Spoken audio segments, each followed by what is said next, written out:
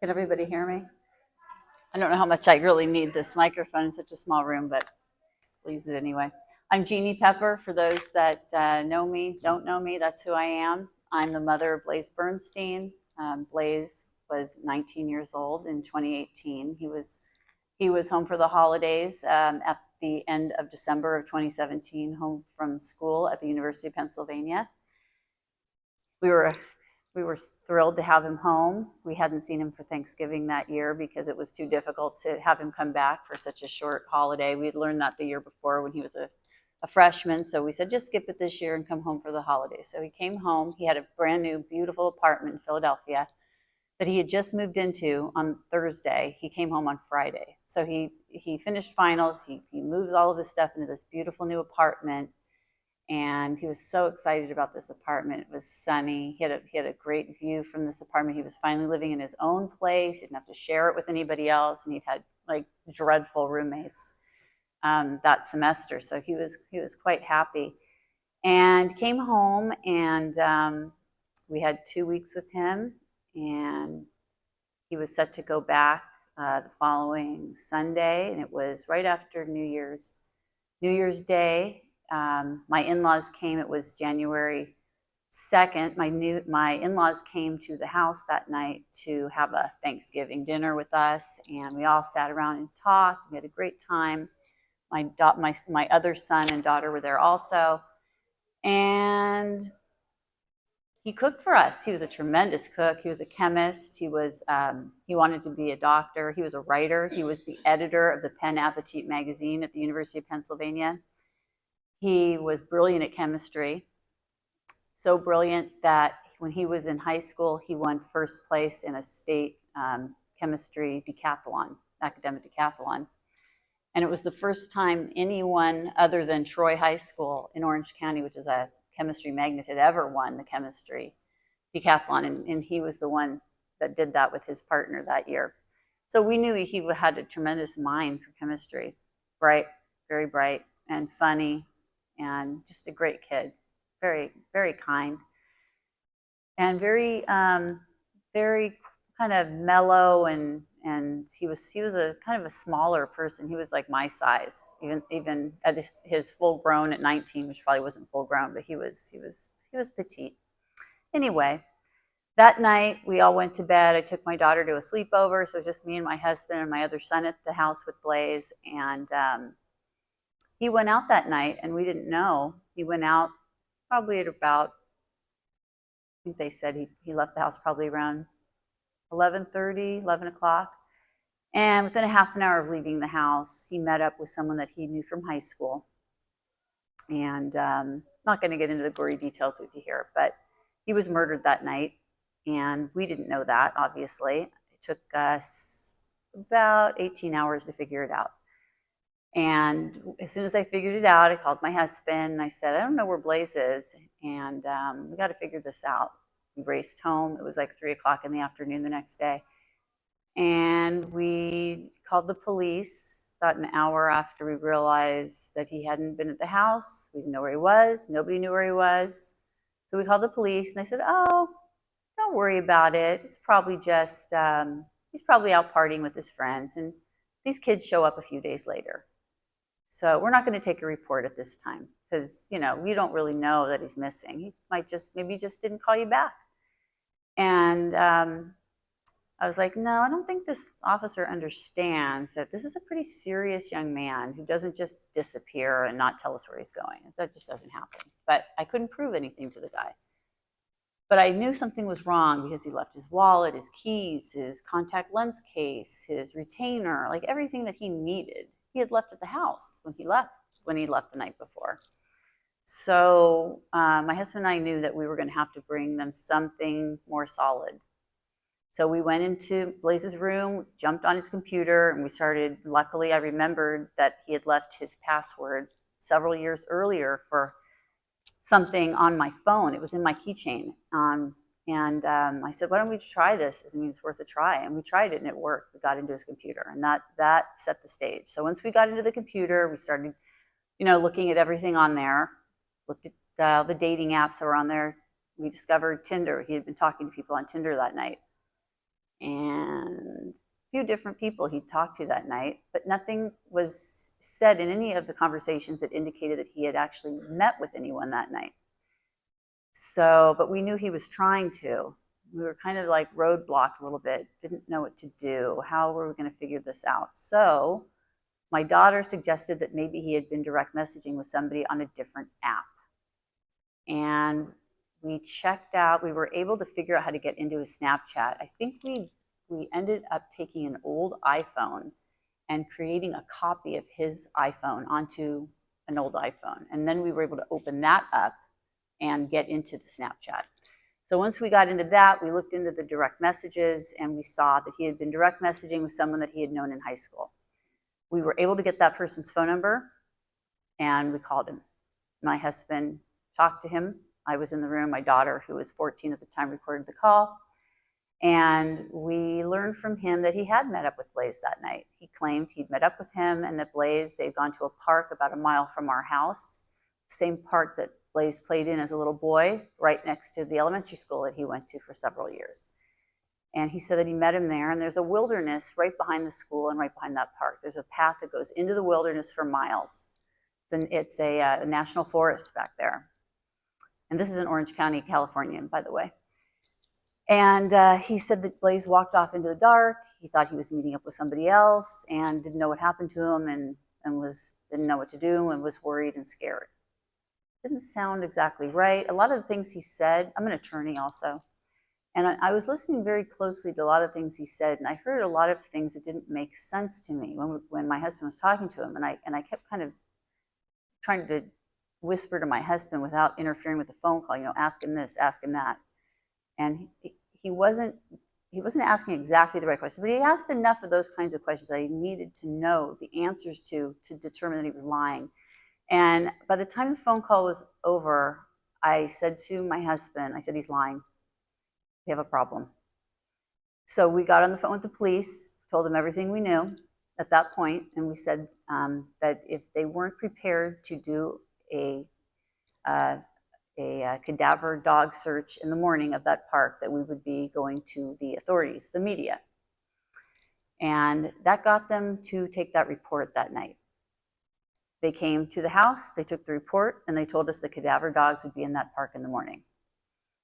It was a very difficult night, and my daughter asked me before she went to bed that night if Blaze was going to be okay.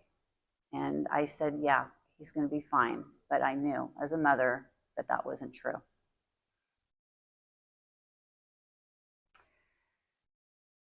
And the next day, they went out with the dogs looking for him, and I was there in the park, and we didn't find him. And it was a very long week, and he had family that came to California from all over the country to comfort us. We had so many friends that came to the house every day. We had 30 people in the house for a week. And there were people that were helping us on the computers, searching for information about Blaze. I mean, we really just didn't know because this guy was lying. We didn't know. I mean, maybe he'd been kidnapped. Maybe Blaze had decided to go back to school because something dreadful had happened in that park that he was embarrassed about. Could he be in Philadelphia? We didn't know. We just didn't know where he was. So we thought our best chance was to just try to get as much information out into the media as possible. Not just because we needed to know where he was, but this is also a very important point. Getting Blaze's name out there and keeping it out there made the police very anxious to get this case solved. They do not like to be under public scrutiny because people make the difference. You make the difference. Every time you report, I don't know how many of you are creators or just fans, but when these things happen and you get attention on it, when you give attention to these cases, and when people start digging around, that's when these cases can get solved. It puts pressure on this universe to get these things to be solved and to find resolution. And so they put their best people on it. This was a hate crime. Ultimately, it was determined. In fact, we had a judgment last year that it was a hate crime, and Blaze was murdered because he was gay and he was also Jewish. And that intersection was enough impetus for the man that killed Blaze to commit this terrible crime. I agreed to speak to the media not only because I wanted pressure on the public or on the police department, not only because I wanted answers, but another thing that's really important is that when the media gets a hold of your case, they have a choice when they know who did it. And it took about 10 days for them to find Blaze's body buried in that park. And the reason they found it is because it rained. It rained, and there was enough of the dirt had fallen away that the detectives, they saw, I think they saw the phone, or they saw something sticking out of the ground that they were able to identify it. And then we got the call the next day. But as soon as the media knows that there's a suspect and that there's going to be an arrest made, that person's, they're going to try to get pictures of that person. They want to get that person's story out there, because that's where the public's interest is. They want to know who this person was. But I did not want that disgusting filth all over the news associated with my son. And another thing was, I did not know if this had anything to do with my son being gay or not. And I did not know if that was ever going to come out, if it was ever going to be relevant to the case. And I didn't know if it should come out, because Blaze was not really out. He had asked us, I had talked about it with him about a month before this happened. And I had told Blaze that I really hoped that he had found other people that were in his community at school, and that he was making friends, and that he would perhaps had a boyfriend or had a love interest that we would like to meet those people. We'd like to meet his friends. We didn't care who they were. And please bring them home with you next year if that would make you happier. Because he seemed, like he didn't have anybody to really do stuff with, and everybody else did at the house. And I wanted him to be happy. So, I told him, I said, we love and accept you, and we want that for you. We want you to be happy. And he said, okay, well, we don't talk about these things, Mom. We're not talking about this. And I said, well, that's fine. But he said, but I want you to know I have been in love. I said, okay, beautiful, thank you. That's great. I said, and we discussed all of this, but I didn't know how much, he didn't even want to tell his siblings. He said, you can tell them, but don't tell my grandparents, he said, because it's going to change the way they feel about me. And I said, Blaze, it's not going to change the way they feel about you.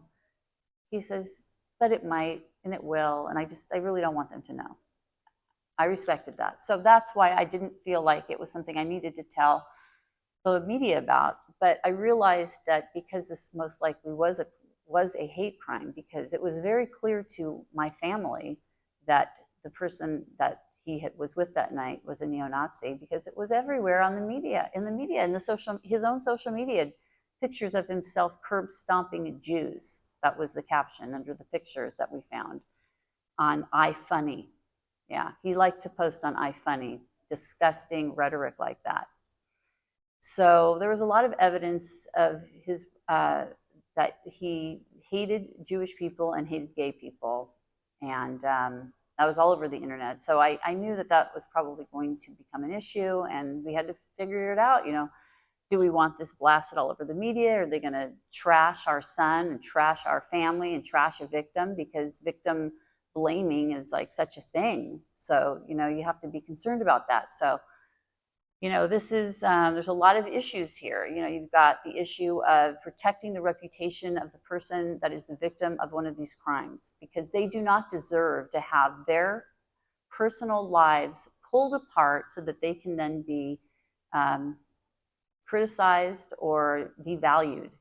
And I did not want that for Blaze, because he was an incredible human being. He was a great person. He loved people. He was a philanthropist, a real philanthropist. He really cared about people. That's why he wanted to be a doctor. He could have done anything. He told me he wanted to be a writer. He was a fabulous cook. And I said, Blaze, writing is wonderful, but you are gifted, and you need to share your gift with the world. You could cure cancer. You could do something really great. So I said, that's what I want for you. I want you to go to bed at night, and I want you to feel good about what you've done with your day, every day of your life. And he shared my belief that that's how you should live your life. feel good about what you do every day. So that's how you should live. But yeah, I wanted to protect Blaze's reputation, and I wanted to protect his memory because he was such a good person and so kind. I wanted to make sure that the world knew that about him, because really it doesn't matter because he's gone, but it mattered to me, and it will always matter to me, because I love him, I loved him.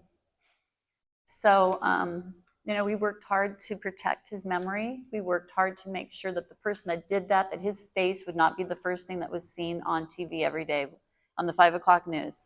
So I told the media when it happened, I said, if you want to get a story, if you want to talk to us, you have to have my son's face on your stories and not that garbage. I said, I don't want to see that face when I turn on the news at night. So you put his face up every night and you do your stories, and we will give you access to us. And so that's why we spoke to the media, because we wanted to control what was put out there. And that's a really important thing for families, to control the information that goes out for a lot of reasons. And another big reason is that you are going to know a lot more about the case than the public will. You always will. And it's your choice whether you want to share that. Now, we were told by the district attorney's office and by the police department, the law enforcement, the sheriff's department, do not share anything with the media. Do not talk to them. They didn't want us to talk to anybody. They warned me. They said, you will regret every single thing you say, because it will come back to you when you go to trial. And we don't know when that trial is going to be, but it will hurt you. And I was concerned about that, but I am an attorney. And I had a very good idea of the things that we could say that would not affect the outcome of our case. But I have to tell you, even as an attorney, it is not a good idea to disclose very much about what you know about the murder of your loved one. And the reason being is that the person that did this to your loved one, they don't know what you know. They don't know what law enforcement knows or does not know. They are in the dark. However, as soon as they know what law enforcement does know, they will change their story. So I saw that happen repeatedly. Every time something new came out, the story would change about what happened that night. It was like clockwork. As soon as something changed in the media, all of a sudden the story would change coming from the office, his attorney's office. I could see that happening right away. So I was very tight-lipped about all of the evidence and all of our theories about what happened that night, because I did not want him to be able to craft a story that could eventually allow there to create any doubt at all about what happened that night. Because remember, if you know anything about the way that the criminal process works, if there is a shadow of a doubt, a jury must acquit. A shadow of a doubt. Do you know what that means? A shadow of a doubt? That's any doubt at all. So think about that for a second. When somebody is given a conviction, that means that 12 people, in one of these cases, a murder case, a first-degree murder case, you can get 12 jurors to believe that this person committed a crime, but there's not a single witness to it, and they have no doubt that this person did it. Think about that. No doubt at all that this person did it. That's the level of proof that a prosecutor must meet in order to get that conviction. That is very difficult, especially in California. They want to let everybody out of jail tomorrow. They'll let everybody out. They could get away with it. And that's why I'm fighting so hard for California to keep these sociopaths in prison.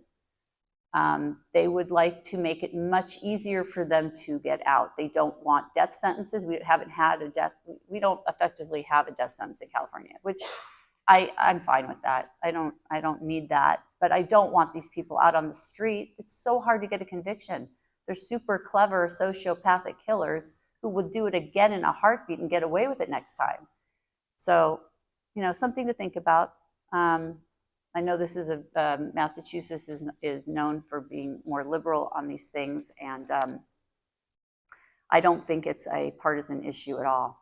I think public safety is a bipartisan issue, and I hope that everybody joins me in that sentiment, that we should all be concerned about keeping people like that in prison forever. So I use my platform now and the media, very important to use the media now for me to keep this killer in prison forever. He got the highest sentence that could be given in California, which killing a gay person in California is not considered a hate crime for intent. So that means that we have hate crime laws in California, but they only create the level of intent, presume a level of intent of first-degree murder in the event if it's torture, if lying in wait, it's very specific things automatically get you first-degree murder. Hate crimes are one of those things, but only if it's based on race, ethnicity, religion, but not your sexual orientation.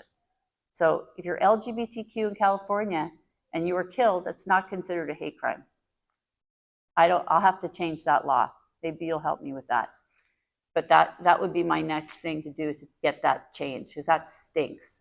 But they do have a sentencing enhancement. So if the jury finds that it was a hate crime, and even against someone that's LGBTQ, that does count as a hate crime for enhancement of sentencing. So because they found him guilty of first-degree murder, that enhancement gave us life without possibility of parole.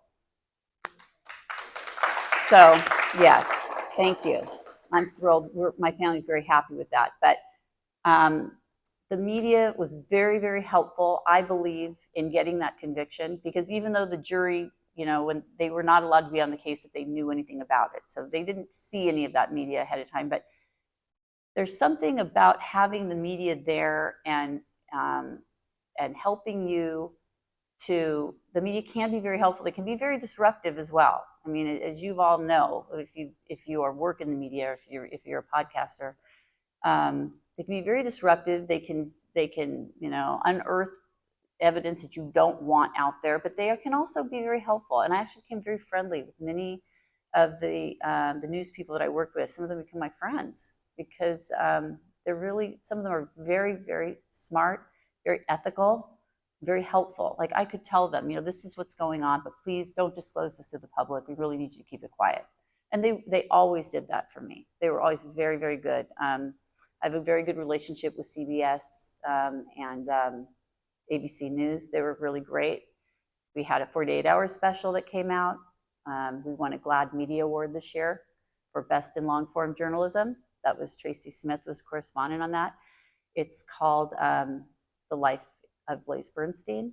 So if you haven't seen that, check it out. They actually just ran it again a couple weeks ago, and they've been promoting it quite a bit. That came out in January of this year. And then in September of 2024, we had our judgment on July 3rd of 2024. And in September was the season premiere of 2020 on ABC. And they aired our episode, which was a 7-year in the making 2-hour episode. So normally 2020 does 1-hour episodes, but they did 2-hour for Blaze. And they're both great, documentaries basically about our family, about what happened, about who Blaze was, what he stood for. And they also talked about the person that did this. In case you didn't notice, I never say his name. I would like to get a law passed that requires the media to use an alias or a John Doe for their name, to never give them any publicity whatsoever. I think that, and I know that as podcasters, you probably wouldn't agree with that, but I don't think that we should give these people fame. I don't think that we should perhaps allow or give a copycat a reason to do one of these things also. I think it disturbs me when we glorify these horrible crimes, sensationalize these terrible things that happen to people. I've noticed, and I'm very pleased to see that at this particular conference, that at least every one of the podcasters that I have met here seem to be very ethical in what they do. There's a lot of people here that are doing things to help find people that are missing, and families have not had resolution. And I applaud you. If you are one of those podcasters, thank you. Thank you for doing that. You give hope. And there are also podcasters here I noticed that are not just missing people, but unsolved murders, unsolved crimes that still need to be solved. You give people hope when you talk about these things, when you bring experts in to talk about it, you give hope. And hope is something that we all need so much of these days. So let me tell you about what I do now with the media, what my family has done. So not only do we talk to people in the news, and we like to get the story out. We like to get Blaze's story out because we want to educate the public about a lot of things that could be changed or that they need to know about. And number one, the internet is a dangerous place. I mean, think about it. My son was lured out of our family's home by someone that he knew, but it could have been anybody, who had the intention of killing him that night. And anytime you meet up with somebody that you don't know or not very familiar with, you risk something like this happening to you. I mean, it's obviously, it doesn't happen often. I mean, we did not expect something like this to ever happen. We didn't have any controls on what our kids did on the internet or, social media. I mean, honestly, we still don't.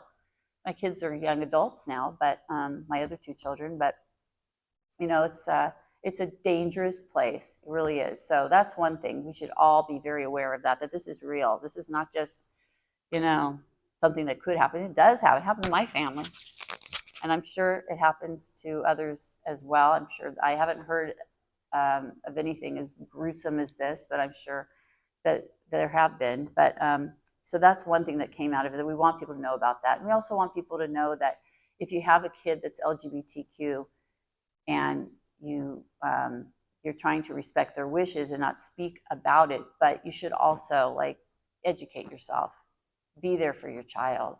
And whatever your feelings are about the subject, it is not something that people choose to be. It is something that you are born with. You are born this way, and you need to love. And that's just one thing that we like to get out there, that is why we advocate for LGBTQ people and families with children that have LGBTQ children. We are there for you. And I hope that people will embrace this community, even if no one in your family is LGBTQ, but there probably is at least one person in your family that is, that if you don't know about them, they just haven't told you yet. Because it's 1 in 10. So, hello.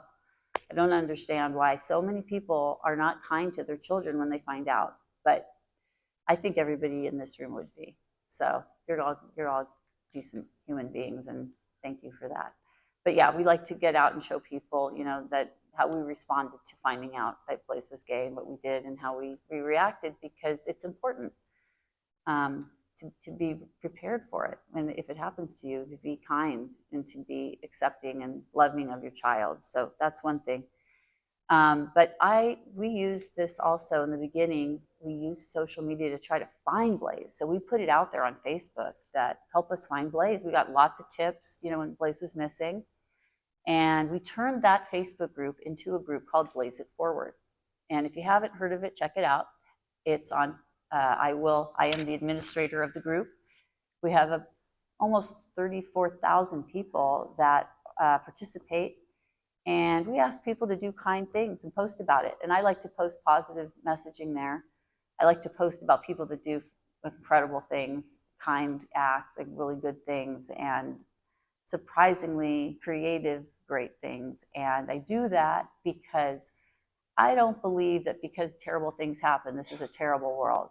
I think that terrible things happen, and that's why we have to do great things.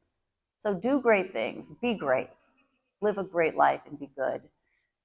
And that's how we make this world better. And if you're a podcaster, that's your choice. You can take true crime and you can profit from it, and you can, you can glorify criminals, and you can do all this stuff that, generates interest in your podcast. If that makes you happy, I don't really care. But if you do something that helps families or helps victims or helps advance victims' rights advocacy, you can go to bed at night feeling good about what you do. And you can live a good life and you can be great, because those are the podcasts that we need, and those are the listeners and followers that we need, are people that want to make change in this world and make this a great place, because this is a great place. But it's only as great as you want to make it. So I am determined to live in a great world. I'm just going to keep doing what I do. And I don't care about the people that do crappy things, because that's all over the news. That's 5 o'clock news. I don't watch the 5 o'clock news. That's for people that want to live in a disgusting reality. And I have friends that work in 5 o'clock news, and I'm not going to watch their show if that's what they want to report about. I want to watch the report that's about how we're helping kids find homes in the foster system. That's what I want to see a report about. I want to see a report about, how we're rescuing animals and finding homes for them. I want to see a report about something really great that somebody did, finding housing for someone that was homeless, or whatever it is. But I want to see good news. So I decided I'm going to create good news. Screw it. If you're not going to create it, then I will. So I started doing my podcast, and it's called PeppTalks with Jeanne. And I interview people that I really admire. And I admire them because they've decided that whatever their own personal challenges are, and believe me, these people have had challenges, like incredible challenges. They've overcome hardship. They've suffered as much as I have. They've had terrible trauma. But guess what?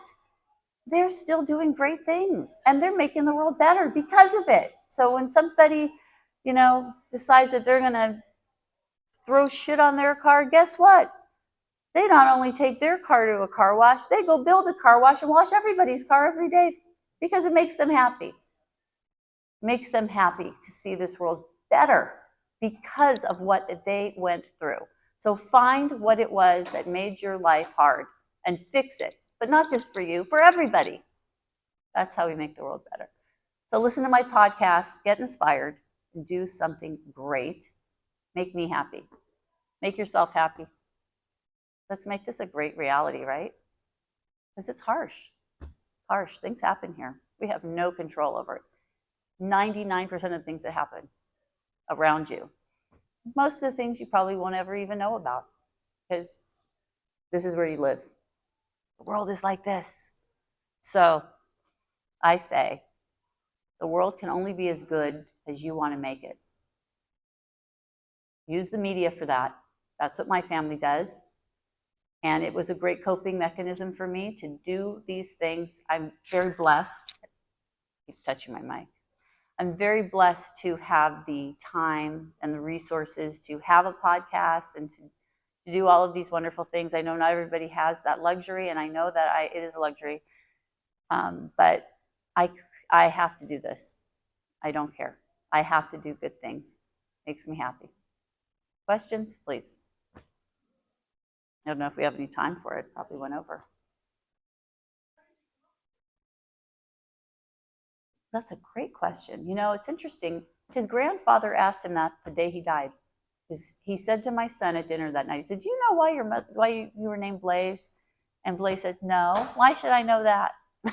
And I said, "What? You don't know why we named you that?" I probably had told him 20 times, so I don't know. Maybe he was just saying it just to be a monkey that night. I don't know. But the reason is because I had heard the name, and I always kind of liked it. So it was on my list of names. And I was determined to find a good name for Blaze, something that started with a B. I liked it because last name is Bernstein. That's our last name. And I thought, something B. Bernstein. Brett Bernstein. I had all these different names, but Blaze kind of stuck out in my mind. But I wanted an American name, but I had heard about Blaise Pascal, Blaise, French. He was a theologian. He was a mathematician, an inventor, a real Renaissance man, an all-around great guy, brilliant. And I thought, that's who my son is going to be. He's going to be like Blaise Pascal. And I didn't know for sure we were going to name him that, but the night Blaise was born, he was born at 10:28 p.m. on April 27th, 1998. And that night I had a dream that I had a son named Blaise. I woke up in the morning and I said to my husband, I'm holding that little baby in my hands, and I said, his name is Blaise. I dreamt about it last night. What can I say? is meant to be. Anyone else?